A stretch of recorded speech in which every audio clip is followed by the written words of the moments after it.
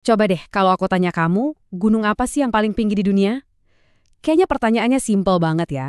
Tapi ternyata jawabannya itu nggak segampang yang kita kira. Nah, di sini kita bakal kupas tuntas sebuah fakta yang bisa jadi nih bakal mengubah cara kamu mandang puncak-puncak tertinggi di planet ini. Siap-siap kaget ya.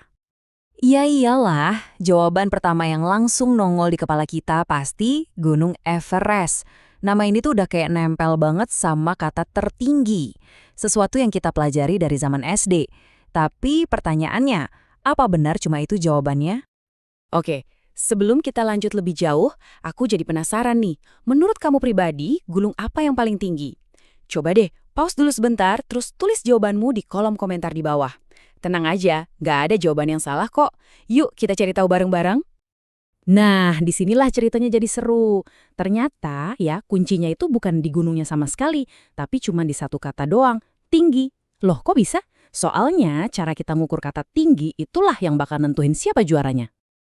Percaya atau enggak, para ilmuwan itu ternyata punya 3 cara utama buat ngukur sebuah gunung. Dan yang bikin kaget, setiap cara ini ngasih kita juara yang beda-beda. Yuk kita bedah satu-satu arena pertandingannya. Yang pertama, ini yang paling umum, yaitu ketinggian di atas permukaan laut. Yang kedua, kita ukur tinggi totalnya dari paling bawah sampai ke puncaknya. Dan yang ketiga, ini yang paling unik, yaitu jaraknya dari pusat bumi. Udah siap ketemu para juaranya? Oke, waktunya pengumuman pemenang. Mari kita kenalan sama para juara dari tiap kategori. Ada nama yang udah kita kenal banget, tapi siap-siap juga buat ketemu penantang yang mungkin belum pernah kamu dengar. Untuk kategori pertama, ketinggian di atas permukaan laut, mahkotanya nggak kemana-mana, tetap dipegang sama sang raja, Gunung Everest. Nggak ada satu daratan pun di planet ini yang lebih tinggi dari Everest kalau patokannya permukaan air laut. Yap, dengan ketinggian resminya 8.850 meter. Angka inilah yang jadi patokan utama, jadi impian dan sekaligus jadi tantangan paling berat buat para pendaki di seluruh dunia. Tapi, gimana ceritanya kalau kita ngukurnya dari dasar sampai ke puncak? Nah, di sini juaranya beda lagi. Kenalin, namanya Mauna Kea di Hawaii. Mungkin kalau kita lihat dari atas air, kelihatannya nggak seberapa tinggi. Soalnya sebagian besar badannya itu ngumpet di bawah Samudra Pasifik. Kalau kita ukur dari dasarnya yang ada di dasar laut, tinggi total Mauna Kea itu mencapai 10.205 meter. Gila kan?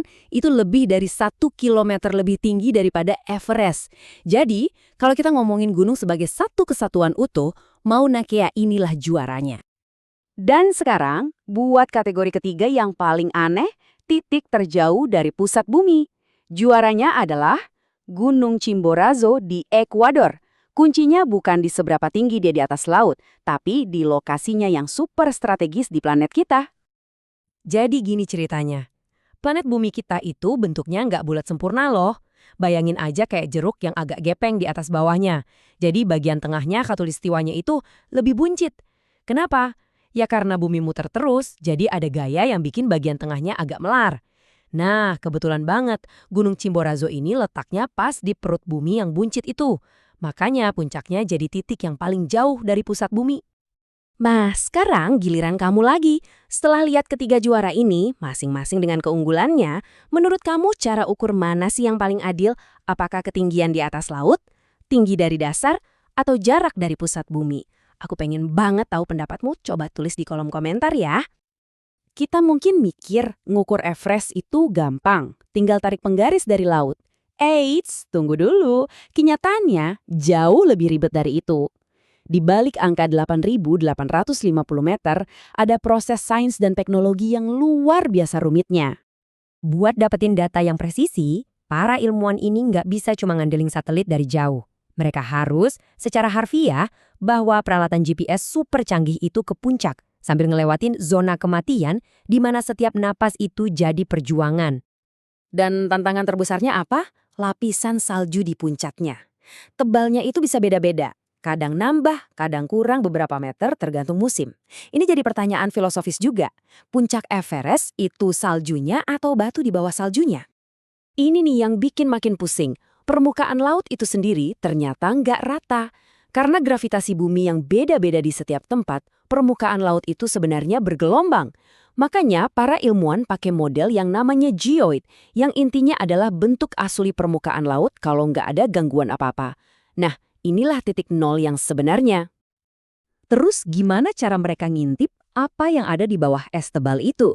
Pakai teknologi super canggih namanya Ground Penetrating Radar atau GPR. Alat ini kerjanya kayak ronsen, nembakin gelombang radio ke bawah salju, terus pantulannya dibaca buat bikin peta puncak batu yang asli. Keren banget kan?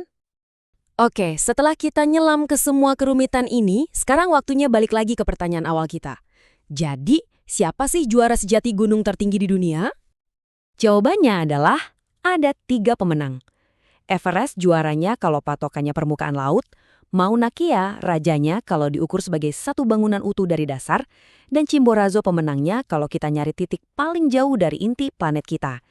Jadi, nggak ada satu jawaban mutlak. Semuanya tergantung dari kacamata mana kita melihatnya. Dan inilah mungkin pelajaran terpentingnya. Ini bukan cuma soal gunung, tapi soal cara kita bertanya. Kadang nemuin pertanyaan yang lebih bagus, yang lebih dalam, itu jauh lebih berharga daripada sekedar dapat jawaban yang gampang. Tapi tunggu dulu, ceritanya belum selesai. Kalau kita coba lihat lebih luas lagi, keluar dari bumi, semua perdebatan ini tiba-tiba jadi kelihatan kecil. Kenapa? Soalnya di planet tetangga kita, Mars, ada raksasa namanya Olympus Mons. Tingginya hampir 24.000 meter. Itu hampir 3 kali lipat tinggi Gunung Everest. Tuh kan, gimana satu pertanyaan simpel bisa ngebawa kita ke petualangan yang seru banget? Nah sekarang gantian aku yang nanya kamu. Kira-kira pertanyaan simpel apa lagi yang jawabannya rumit dan asik buat kita bedah di kesempatan berikutnya? Tulis ide kamu di kolom komentar ya. Makasih banyak udah nonton. Sampai jumpa.